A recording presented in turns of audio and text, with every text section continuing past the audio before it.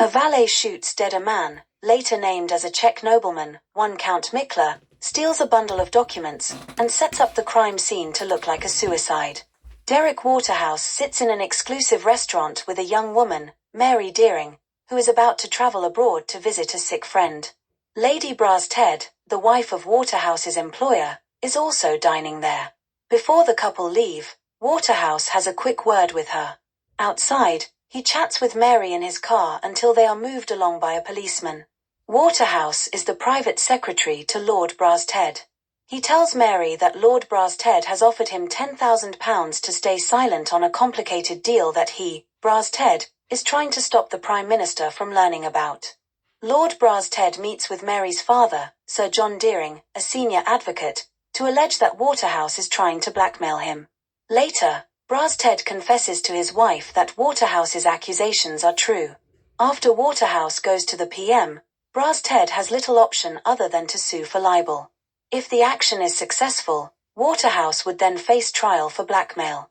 Lady Brasted tries to lean on her former relationship with Waterhouse to convince him to change his story. As he has already told the PM, it is unclear what this would achieve. Waterhouse goes to discuss the case with Sir John Deering, but Sir John has to decline, since he has already been engaged by Lord Brasted to represent him in the upcoming case of Brasted vs. Waterhouse. The case goes to court at the Old Bailey. Waterhouse discloses that £500,000 sent to Count Mikla in Prague for post-war relief had been diverted to other persons. He believes that papers in Count Mikla's possession would prove this. Waterhouse claims that Brasted offered him a 3-year assignment in West Africa, plus £10,000 which he interpreted as a bribe to keep silent. Sir John, Brasted's counsel, accuses Waterhouse of trying to blackmail Brasted for a sum of £20,000. Lady Brasted reveals to Sir John that she has a love letter from Waterhouse which would incriminate him in terms of motive. However, when Deering goes to the Brasted house that evening, he is shown a letter quite other than the one from Waterhouse. It is said to have been concealed in the lining of Count Mikla's briefcase. The murderer from the opening scene enters the room. He is introduced as Johann Meyer and Lord Brasted says he has information on the case. The following day, Lady Brasted comes to the Old Bailey to show Sir John the love letter. He tells her she must show it to her husband before he can introduce it as evidence. Sir John first presents the briefcase document to the court, which appears very much to damn Waterhouse. The cross-examination turns on the phrase "it will have to go higher," which has two interpretations: a higher amount of money, or a higher authority, the PM. Sir John focuses on the first, accusing Waterhouse of trying to blackmail Brasted.